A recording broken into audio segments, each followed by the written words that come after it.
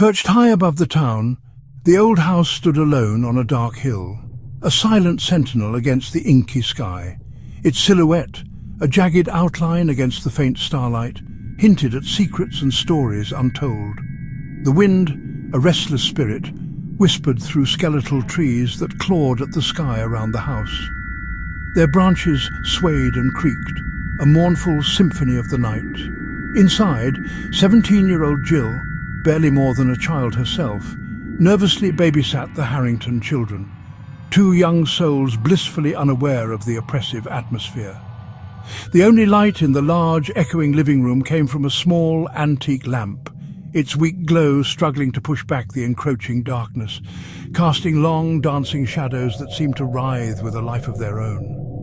Every creak and groan of the old house, each settling timber and shifting floorboard, made her nerves tighten like a coiled spring. The parents were gone until midnight, a long stretch of solitude in a place that felt increasingly sinister. Jill was alone except for the two sleeping kids upstairs, their innocent slumber a fragile shield against the growing dread. She tried to distract herself with a magazine, flipping through the glossy pages, but her eyes kept darting nervously to the staircase, drawn by an unseen force. The darkness yawned above, a black void promising unknown terrors. The grandfather clock in the hall ticked with relentless precision, each second heavy with anticipation. Jill checked on the children, Leo the elder and Maya, both sound asleep, lost in the innocent world of dreams. Reassured for the moment, she returned downstairs, her footsteps echoing softly in the stillness. But the uneasy feeling lingered, a persistent chill that settled deep in her bones. The air grew colder, a sudden drop in temperature that made her shiver despite herself. The shadows seemed to deepen, twisting in the corners of the room, dancing with a malevolent energy. She felt watched, a prickling sensation on the back of her neck, her heart pounding in her chest as she frantically scanned the room, searching for the source of her unease.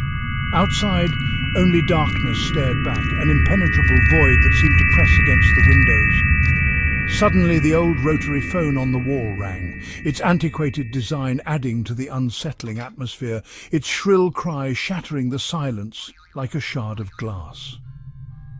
Jill jumped, startled by the sudden intrusion, a small, involuntary scream escaping her lips, a testament to her mounting fear. Jill's hand trembled as she answered the phone.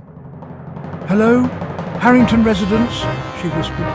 Silence, then a faint crackle. "Hello?" she repeated, unease growing. Suddenly a raspy man's voice. "Have you checked the children?" Jill froze, blood running cold. "Who is this?" The line went dead. She slammed the phone down, heart racing. It had to be a prank, she told herself, but the words echoed in her mind. She tried to calm down, but fear gnawed at her. Against her better judgment, she crept upstairs to check the children. Every shadow felt threatening as she moved through the silent house. Upstairs, her footsteps sounded deafening in the quiet. The children slept peacefully. Jill noticed the bedroom window was ajar. She was sure she'd closed it. Heart pounding, she locked it and hurried downstairs. The phone rang again, more jarring than before. She snatched it up. "Listen, this isn't funny." The same voice, closer, more urgent. "Why haven't you checked the children?" "I did. They're fine. Who are you?" she cried. A low, malicious laugh answered. "You should check them again," he whispered, then hung up. Panic set in. Jill checked every door and window, locked. How could he know what she was doing? The house felt like a trap, closing in around her. She realized she was not alone. Jill dialed the operator, her hands trembling as she struggled to rotate the dial. Each number felt like an eternity. Her voice was shaking uncontrollably as she begged for help, pleading with the operator to send someone, anyone, immediately. The operator, calm and professional, promised to send police right away, assuring Jill that help was on its way. She urged Jill to keep the caller on the line next time, explaining that it was crucial for tracing the call and pinpointing the location of the threat. Jill agreed, her knuckles white as she clutched a fireplace poker for comfort, the cold metal a small reassurance in the face of overwhelming fear. She waited, the silence amplifying her fear. Every tick of the clock stretched time into an unbearable torment, each second an agonizing reminder of her vulnerability. The phone rang again, shattering the silence. Jill answered, forcing herself to stay calm, taking a deep breath before lifting the receiver, trying to sound braver than she felt. The raspy voice, "I see you. I like what you're wearing." The words dripped with menace. Jill's stomach dropped, a wave of nausea washing over her. He could see her right now, watching her every move. She scanned the room, terror rising with each passing second, desperately searching for any sign of him. The operator's instructions echoed in her mind, a lifeline in the sea of panic. Keep him talking no matter what. Jill's grip tightened on the poker, her knuckles turning white as she prepared to defend herself. She realized the threat was closer than she'd ever imagined, perhaps even inside the house.